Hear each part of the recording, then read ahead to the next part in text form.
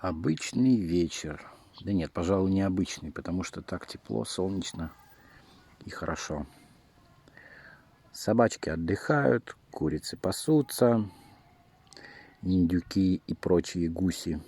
Цыплята сидят в коробке, а мы кайфуем.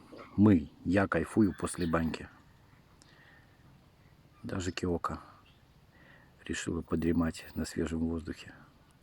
А что еще делать? Суббота же, банный день.